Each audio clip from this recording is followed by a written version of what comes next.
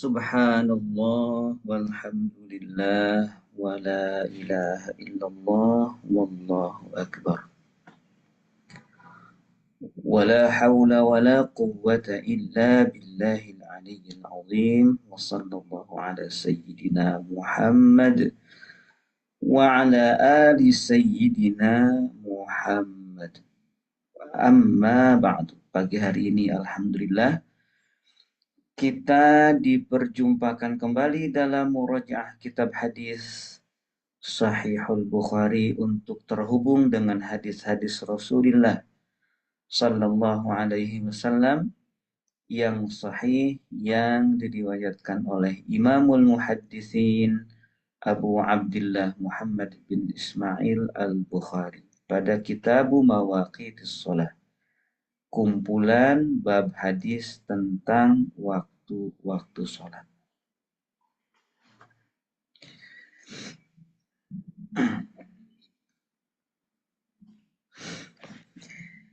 Kita lanjutkan pada pagi hari ini bab yang ke-22.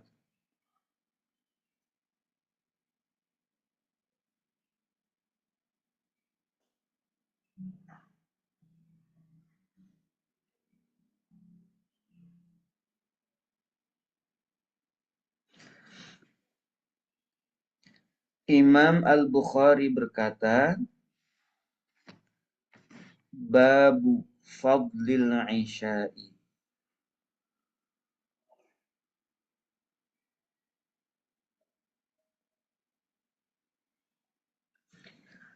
Bab keutamaan sholat Isya.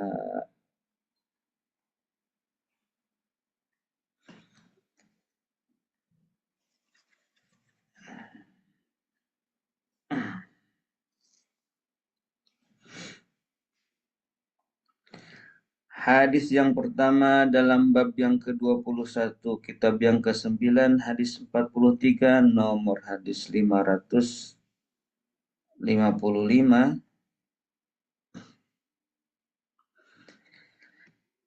Imam Al-Bukhari berkata, Haddatsana Yahya bin Bukairin. Kami telah disampaikan hadis oleh Yahya bin Bukair.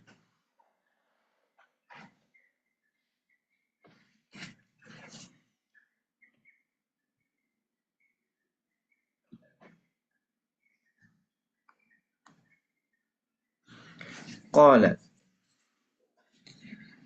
Yahya bin Bukair berkata,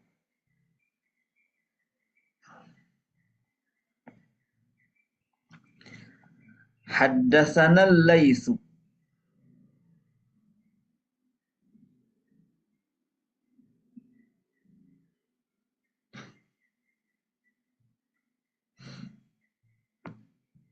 Oh iya benar, hadis ke-22. Kok jadi salah?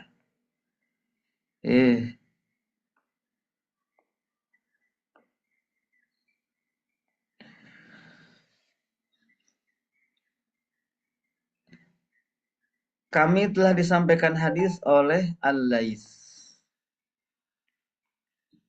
Coba komen ya, Al-Laits di sini. Al-Laits siapa? Dan hanya satu nama ini. Dalam Sahih Bukhari tidak akan pindah ke nama Lais yang lain. An Uqailin. Al-Lais itu, Lais secara bahasa itu menunjuk kepada singa, nama lain dari singa.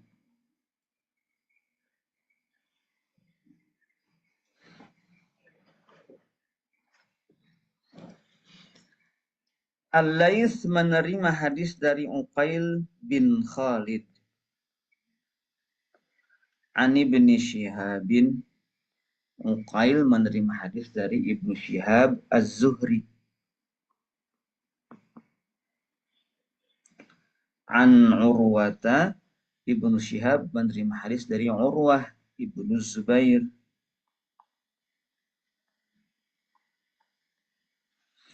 Anna Aisyah, bahwa sesungguhnya Aisyah.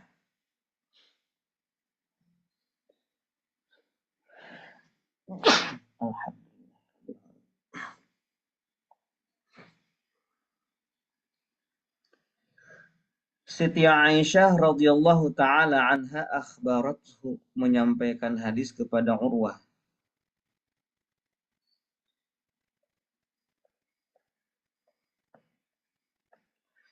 Siti Aisyah menyampaikan berita hadis kepada Urwah. Bu Ida Okto Al-Lais bin Sa'ad. Betul.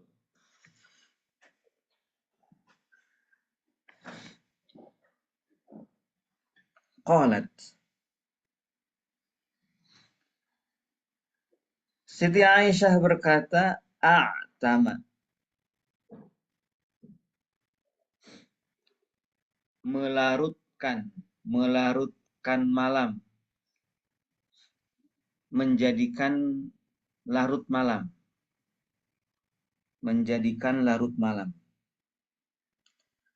A'tama ini dari kata atamah kemarin ya. Atamah artinya sholat isya di waktu sudah larut malam. Menjadikan larut malam. Atau mengatamahkan.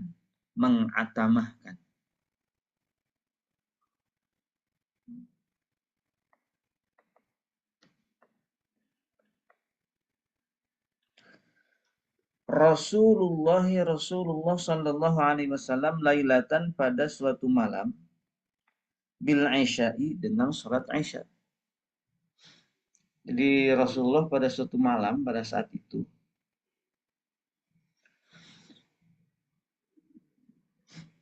melaksanakan sholat isya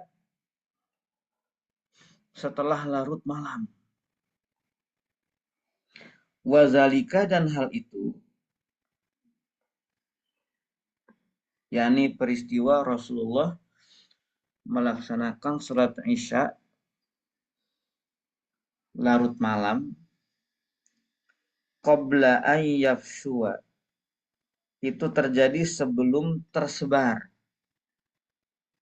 al-islamu, Islam.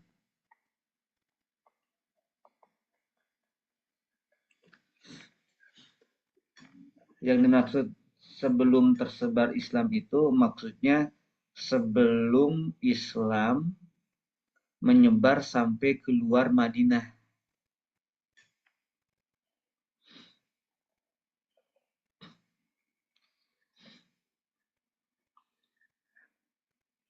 Islam baru tersebar sampai keluar Madinah itu setelah Fathu Makkah. Fathu Makkah itu peristiwanya terjadi pada tahun 8 Hijriah. Berarti momen di mana Rasulullah Shallallahu Alaihi Wasallam yang dikisahkan di sini oleh Siti Aisyah melaksanakan sholat isya pada larut malam itu terjadi di Masjid Nabawi sebelum tahun 8 Hijriah. Tahun berapa? Ya tidak tahu, pokoknya di situ aja. Patokannya kata Siti Aisyah sebelum Islam tersebar. Nah, yang dimaksud sebelum Islam tersebar itu sebelum Islam tersebar keluar Madinah. Kalau di Madinah mah itu udah Islam semua. Udah tersebar maksudnya di seluruh Madinah mah. Apa yang terjadi? Falam yakhruj. Lalu Rasulullah tidak keluar.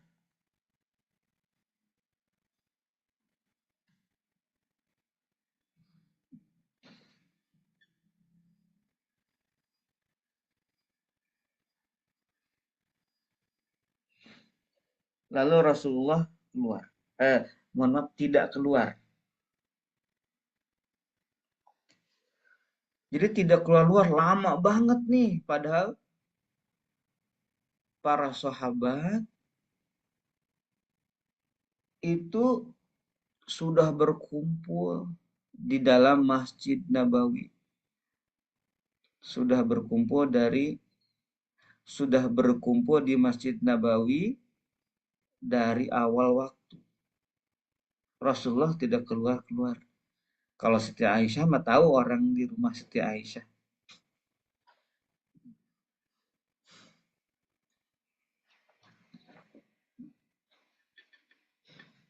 Hatta qala hingga berkata Umar bin Khattab,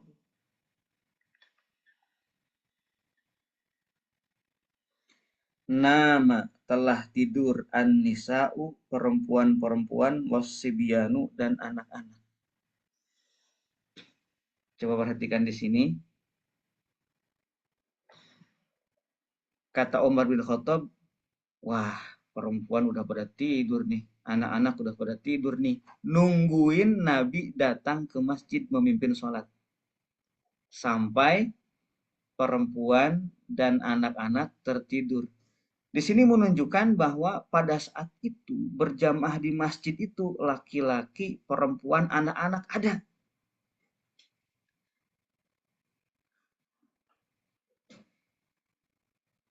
Ya, para perempuan ikut sholat berjamaah, anak-anak ikut sholat berjamaah.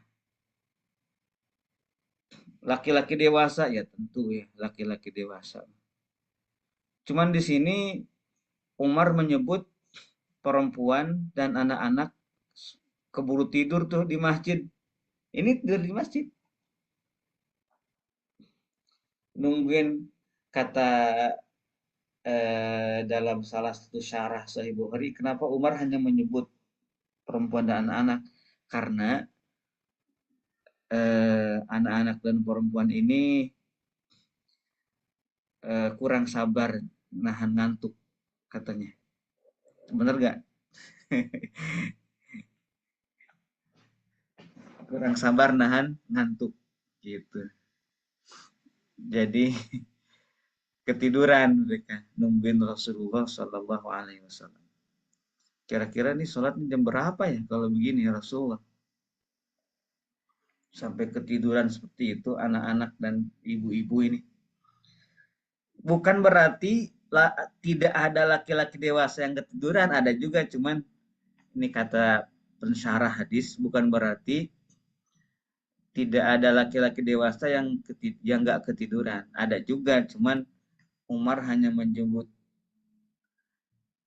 perempuan dan anak-anak karena biasanya dan memang yang terjadi umumnya para perempuan dan anak-anak itu tertidur. Ini perhatikan di sini anak-anak nggak ada yang berisik ya di Masjid Nabawi ya.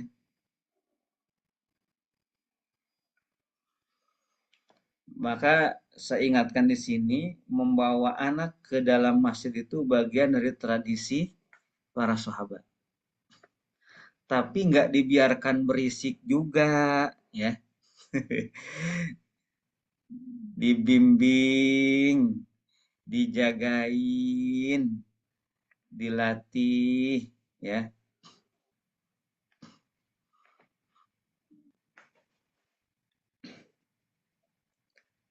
Ketika sedang sholat ya, ketika sedang sholat.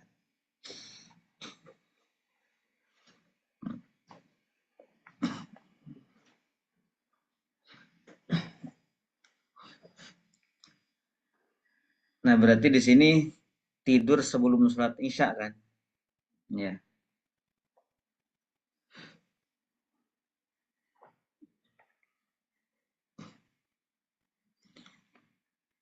Nah, kalau berisiknya anak-anak di luar waktu sholat, ya tidak ada yang sholat di situ, emang anak-anakku berisik.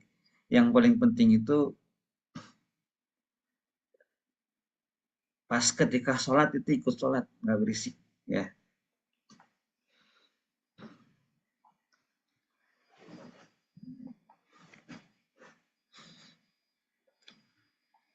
Jadi membawa anak-anak ke dalam masjid itu adalah tradisi para sahabat dulu ya ke masjid. Jadi jangan nggak mau membawa anak-anak, tapi tanggung jawab jagain, jangan gangguin, jangan usilin orang yang lagi sholat ya, apalagi sampai membahayakan. Jagain.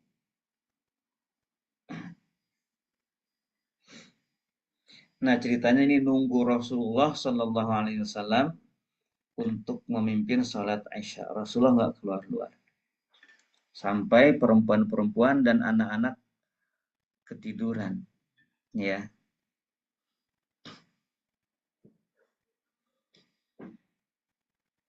Pada saat itu jadi momentum sholat yang 5 waktu kayak momentum acara gitu ya, rame gitu, kayak momentum acara di masjid itu.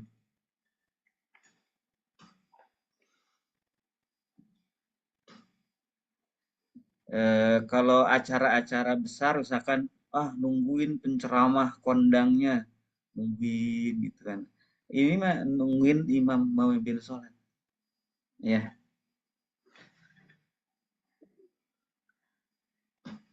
kayak begitu. Nah mestinya setiap sholat 5 waktu tuh kayak gini, jamaah itu seperti nunggu penceramah kondang mau mimpin ceramahnya.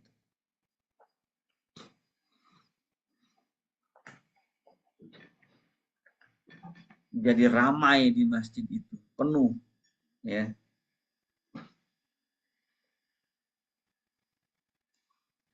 Fakharaja lalu keluar, Rasulullah keluar.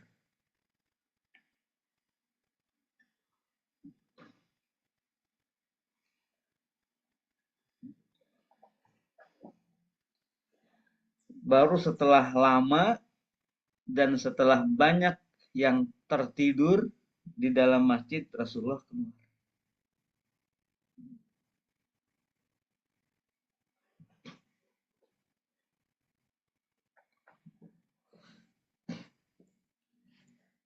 Faqala, lalu Rasulullah bersabda.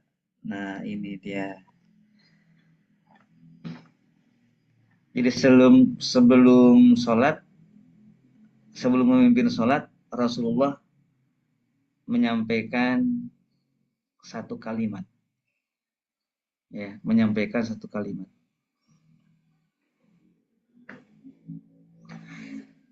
Li ahlil masjidi, kepada ahli masjid. Ahli masjid itu maksudnya semua orang yang sudah dari tadi ada di masjid, di dalam masjid. Kata Rasulullah begini, ma yantaziruha, tidak ada yang menunggu sholat Isya ini.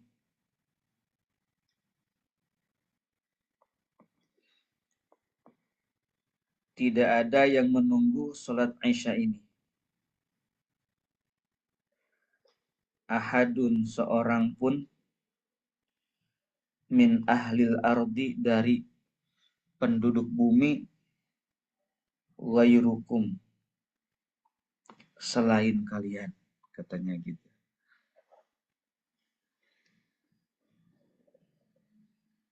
Tidak ada yang menunggu sholat Isya ini seorang pun dari penduduk bumi selain kalian. Kalimat ini menunjukkan pertama, pujian kepada orang-orang yang saat itu menunggu sholat Isya bersama Rasulullah Sallallahu Alaihi Wasallam.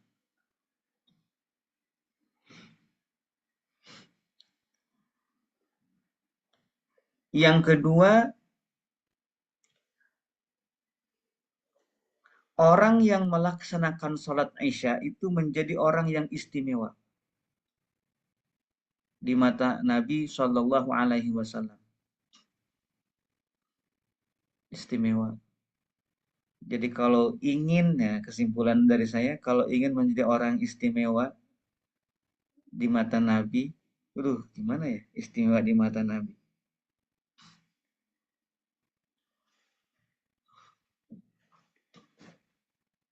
maka laksanakan sholat Isya. Laksanakan sholat Isya. Imam Al-Bukhari meriwayatkan hadis ini dalam bab keutamaan sholat Isya. Sehingga bisa kita pahami sholat Isya ini berdasarkan bab yang dibuat oleh Imam Al-Bukhari ya. Orang yang sholat Isya itu orang istimewa.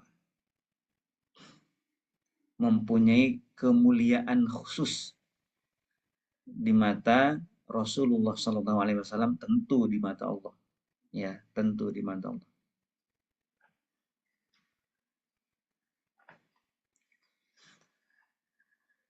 Dan tidak pasti pelaksanaan sholatnya seperti yang terjadi di suatu malam ini. Yang diceritakan Siti Aisyah ini. Pelaksanaannya. Jadi untuk menjadi manusia istimewa dengan sholat Isya, pelaksanaan sholat Isya tidak mesti dengan yang dicontohkan oleh Rasulullah di sini. Maka Imam Al-Bukhari membuat babnya bab keutamaan sholat Isya secara umum, ya. Namun kalau kita lihat hadis di sini menunjukkan pertama pada malam tersebut sholat Isya dikerjakan larut malam.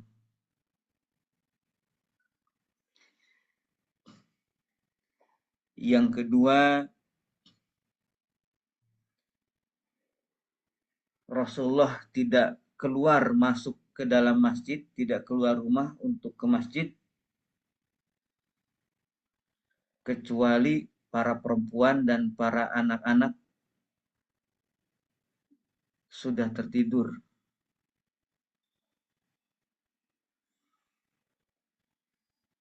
Saking larutnya, saking larut malamnya. Ngantuk kan ya malam-malam itu. Ya. Wah, kemana sih imam nggak datang-datang? Ini mah keburu tidur. Ya tidur aja, ya. Kalau ngantuk mah.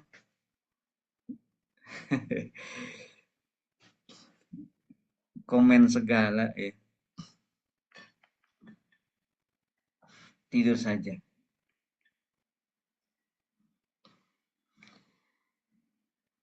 Yang ketiga, memang pada saat itu tidak ada berjamaah lain kecuali di Masjid Nabawi karena di luar Madinah belum ada masjid.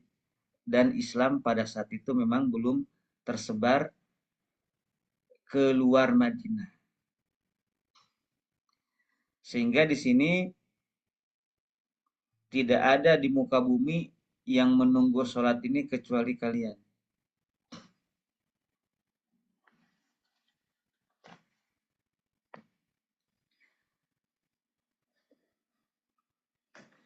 Saya kebayang ya, kalau suatu hari, aneh juga sih, kalau ada sebuah acara tabligh akbar misalkan, itu ramainya setengah mati, pas giliran sholat mah nggak seramai itu.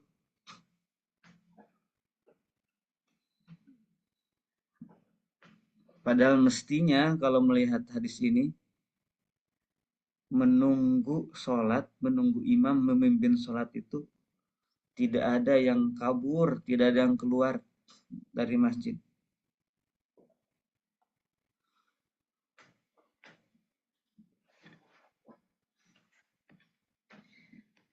Itu barangkali fokus Imam Al-Bukhari kepada keutamaan sholat Isya, ya.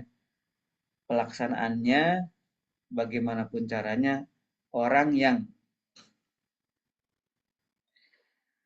melaksanakan sholat Isya ini menjadi istimewa, mempunyai kemuliaan yang istimewa. Seperti itu. Fokus ke judul bab yang dibuat oleh Imam Al-Bukhari. Kalau kita taklik hadis ini, selain judul yang artinya dita'lik, maknanya secara menyeluruh di luar judul bab Imam Al-Bukhari, maka kita menemukan banyak banyak ilmu di sini. Pertama, keutamaan menunda sholat Isya sampai larut malam, atau kebolehan menunda sholat Isya sampai larut malam. Kedua, kebolehan tidur menunggu sholat Isya. Ya. Yang ketiga, perempuan-perempuan dan anak-anak dibawa ke masjid ketika sholat Isya.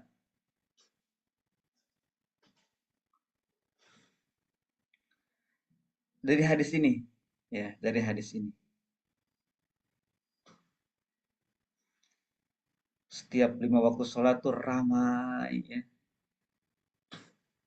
Ramai.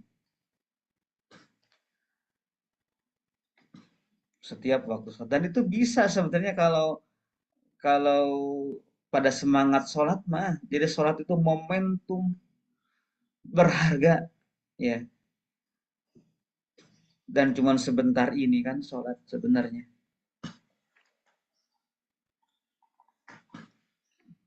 Itu sangat bisa sekali. Itu barangkali pada pagi hari ini. Kita lanjutkan lagi hadis berikutnya. Besok masih tentang keutamaan sholat Isya yang lebih jelas lagi dari Rasulullah Sallallahu Alaihi Wasallam. Sampai jumpa kembali. Wallahu alam. Subhanakallahumma bihamdika asyhadu an la ilaha illa anta astaghfiruka wa atubu ilaik. Wassalamualaikum warahmatullahi wabarakatuh.